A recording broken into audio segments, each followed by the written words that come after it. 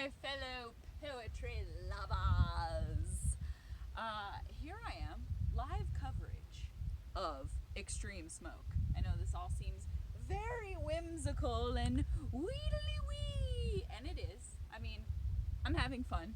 Someone put this awesome tree swing out in the middle of nowhere. We are really out in it right now. If you do a little 360, you can see that we're in the land here. Definitely seems like a space where a lot of shenanigans can go down. My poem is about the ground that should be hallowed, that we call our home, this place called planet Earth. It's very fitting with my poem because there's about, I'd say roughly about a gajillion beer bottles up here smashed. The glass is everywhere, so it's kind of fitting. But yes, while I am in a moment of definite whimsy, it's also a bit ominous, and I just wanted to show you the extreme smoke that we are surrounded by. Because right behind me, you should be able to see downtown Reno in all its glory, and casinos and hotels and places to make merry. But it is covered, suffocated in a scary amount of smoke. And it is completely surrounding us. So I know if you've watched any amount of my poetry, I land on this topic a lot of like, hey, this is our mother and we don't really treat her very well and we've got a lot of wrongdoing to uncover and fix, and what the hell are we all gonna do? We're all in the mix and we better learn to work together, or I don't know what's gonna happen, but it seems like maybe something kind of scary. And it just sort of seems like natural disaster after natural disaster. And I really like this place. I really would like to continue living here. I don't think that we have a backup planet. I know all the billionaires are like, look at me, Mom, I peed on Mars. But I don't think that's going to work as far as like enjoyment and breathing. Not very easy to do today, but sightseeing. It's going to be like, there's another rock and here's another man-made block of blah, which is kind of how Earth is starting to feel as well. So anywho, if anyone wants to hit me up, anybody with lots of money and power, I do have some good ideas. Like, for example, watch documentaries about Earth ships and maybe learn a thing or two. Maybe stop building like hideous monstrosities that are super ugly in suburbs with homes that are like way too big and really super duper ugly. Just one of a few ideas I have. So yes, I'm going to slow my rowdy ride here because believe it or not, I'm so sensitive that not only does the smoke make me a little woozy, but just the simple act of swinging can make your girl here a little nosh. So I'm just going to take it easy on this cool little swing that someone provided here for us. Pretty cool little gift. And I'm going to lift my voice into the very thickly smoky air and say my part. Give my fair share of input about the planet that we sort of need to like continue life on Earth. So, for what it's worth, here's some poetry. Wow, it really is intense. It's quite dramatic. So here we go. Today's poem is called I Feel Tense When the Smoke is This Dense. Awakened by the enveloping smoke, the constant hideous developing is like testing our boundaries poke by annoying poke. The atmosphere keeps deploying signals to make it clear this isn't a joke by any stretch. We chase ravenous changes like we're playing fetch. It's a heart punch. It's a stomach retch.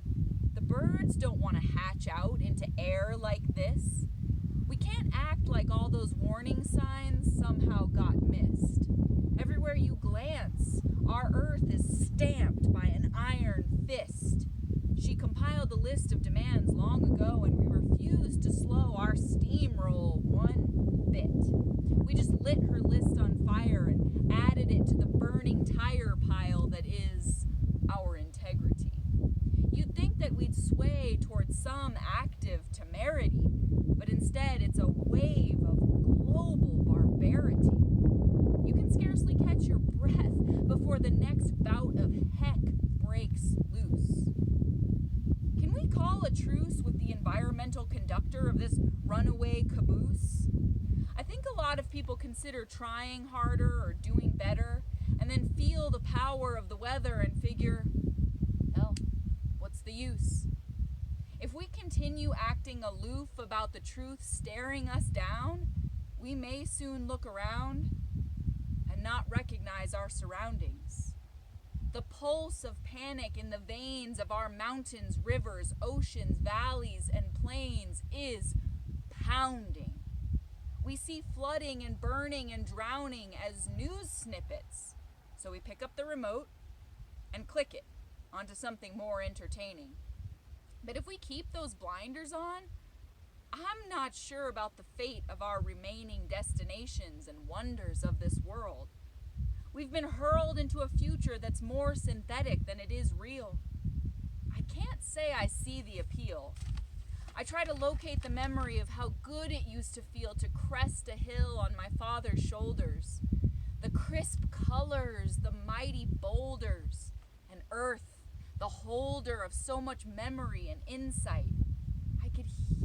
She knew me, and I felt lucky to behold her. I could hear the stir of critters and the flight of birds, but what I never heard was obnoxious cell phone conversations or blasting music from some handheld speaker.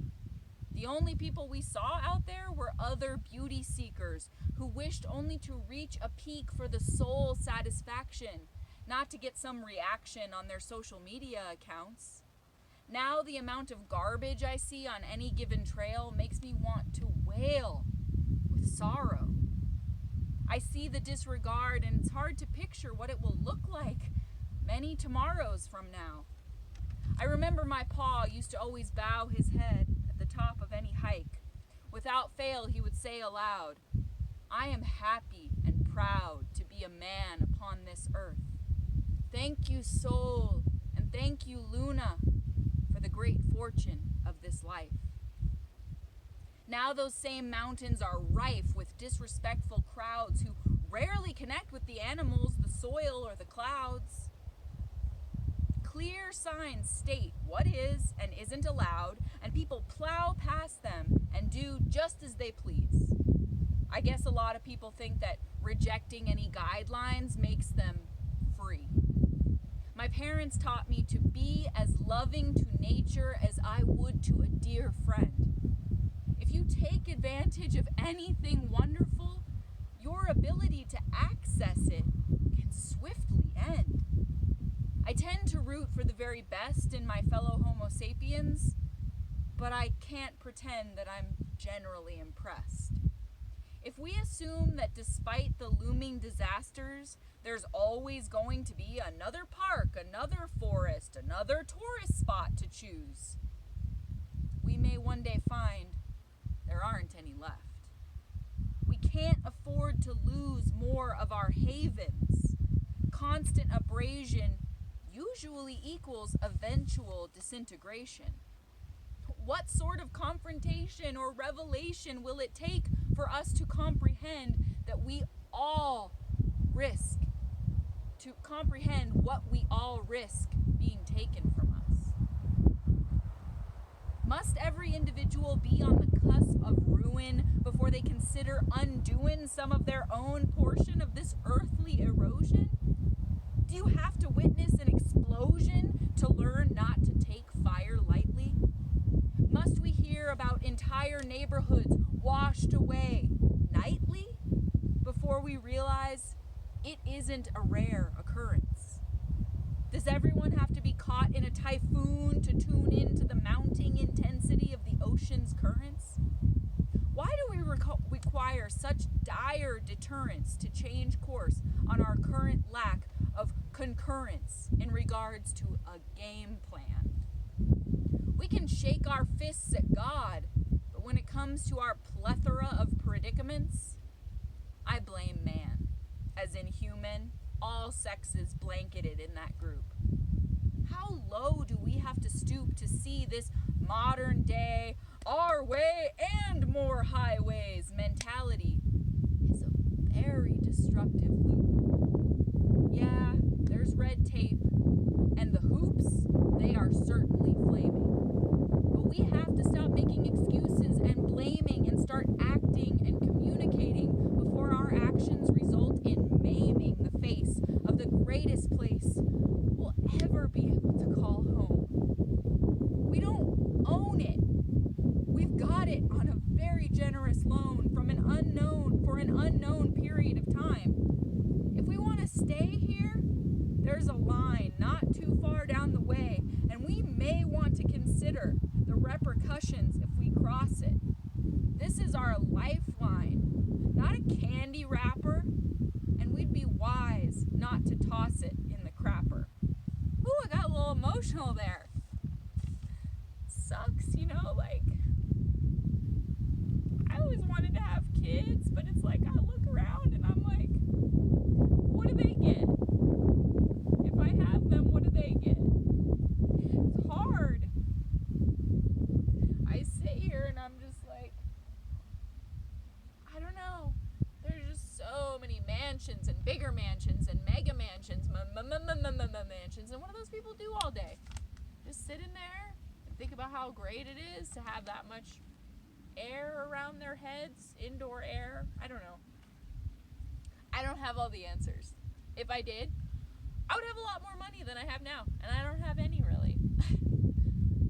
I just know that I want to go more places, and I want to see more faces, and I want to